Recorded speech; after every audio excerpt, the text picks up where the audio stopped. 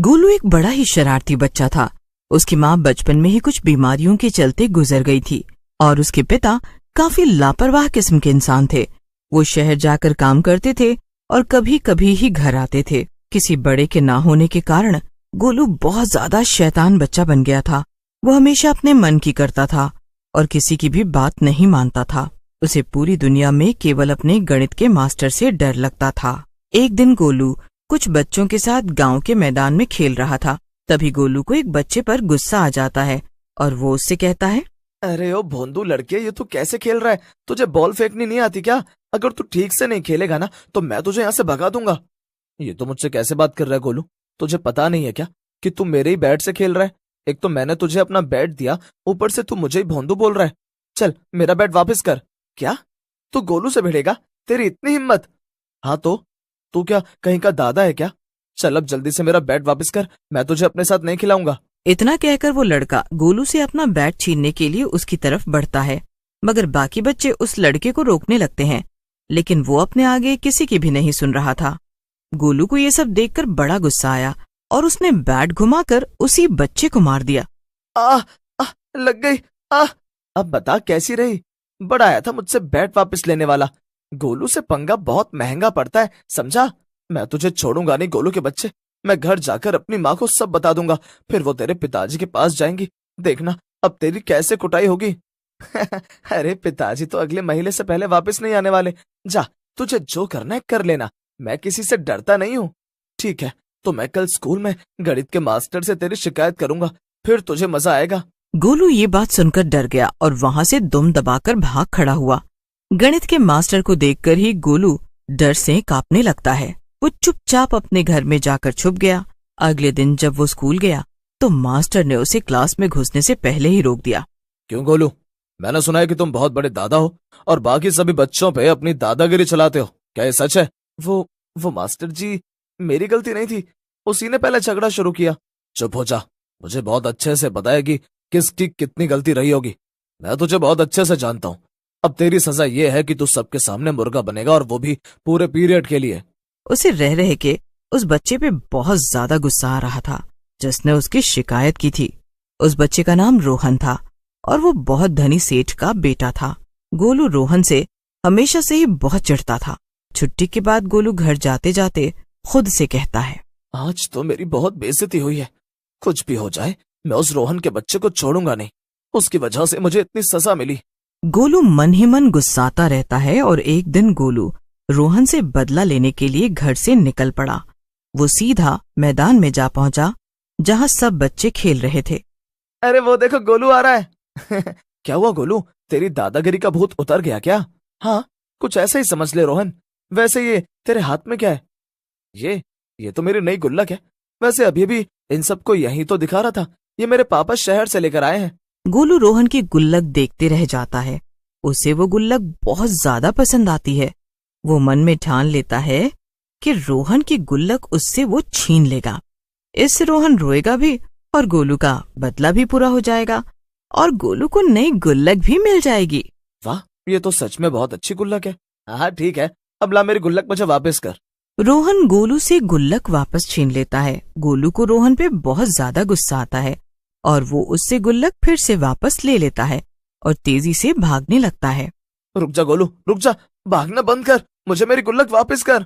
गोलू बहुत तेजी से भाग रहा था और तभी सामने गांव की नदी आ गई। अरे ये क्या नदी? अब मैं क्या करूं? आगे कहाँ जाऊं? यहाँ से तो रास्ता बंद है। फंस गया ना गोलू के बच्चे। अब चुपचाप मुझे मेरी गुल्लक लौटा दे, वरना तुझे इसी नदी में धक्का दे दूंगा। गोलू रोहन की गुल्लक देने से मना कर देता है। गलती से रोहन से गोलू को धक्का लग जाता है और वो नदी में गिर जाता है। अरे ये क्या, ये तो गोलू नीचे गिर गया। अब मैं क्या करूं?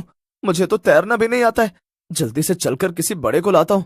रोहन भागते हुए किसी को बुलाने जाता है, लेकिन गोलू को लगता है कि रोहन उसे डूबता छोड़ गोलू डूबकर मर जाता है और एक भूतिया बच्चे में बदल जाता है। उसके हाथ में अभी भी रोहन की गुल्लक थी। उसे रोहन पर बहुत ज्यादा गुस्सा आ रहा था। गोलू का भूत गुस्से में रोहन के घर की तरफ चल पड़ा, लेकिन रोहन के घर पर तो ताला लगा हुआ था और वहां पर कोई भी नहीं था। फिर भूतिया बच्चे को रोहन का एक दोस्त दिख गया जिसका नाम मोनू था।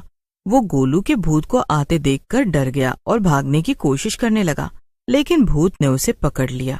कहाँ भाग रहा है तू? तेरा दोस्त रोहन कहाँ है? अरे अरे मुझे जाने दो गोलू भाई के भूत, मैंने कुछ भी नहीं किया है।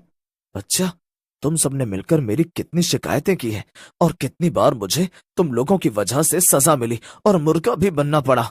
और सबसे बड़ी बात, तू उस रोहन का दोस्त है और वो मेरा दुश्मन है, और दुश्मन का दोस्त भी दुश्मन होता है।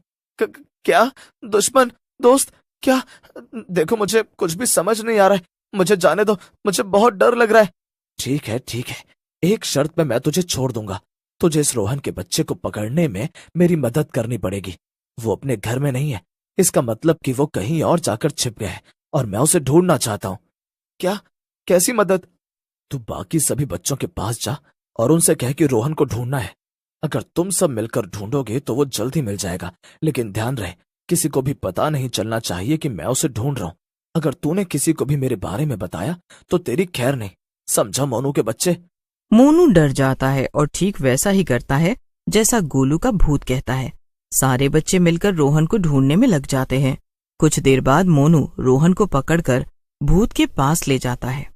भूतिया बच्चा रोहन पे हमला करने ही वाला था कि तभी पीछे से मास्टर जी आ जाते हैं। उन्हें देखकर गोलू का भूत डर जाता है।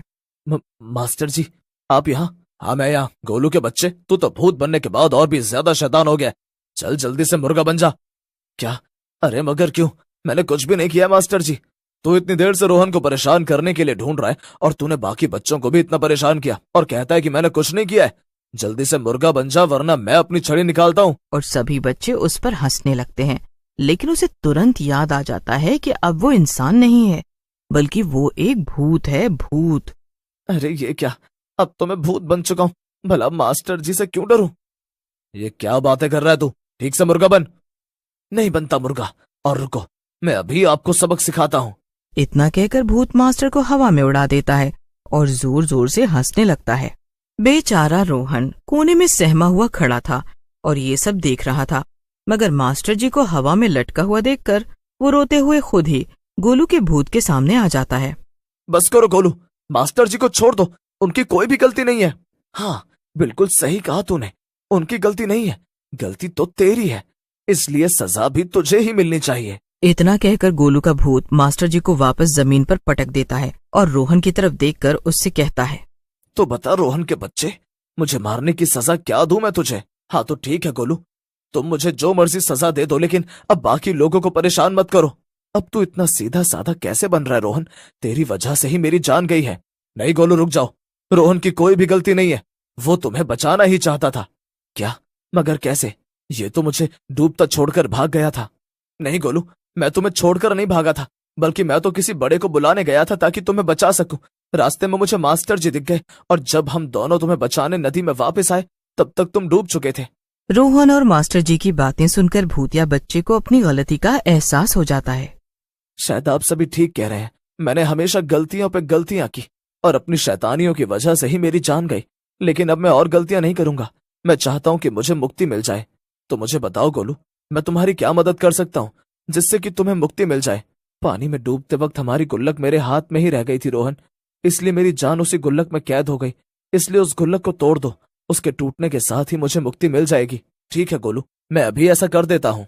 रोहन फौरन जाकर उस गुल्लक को तोड़ देता है और गोलू के भूत को मुक्ति मिल जाती है। मुक्ति मिलते ही वो हवा में गायब हो जाता है और इसके बाद गांव में सब कुछ पहले जैसा हो जाता है।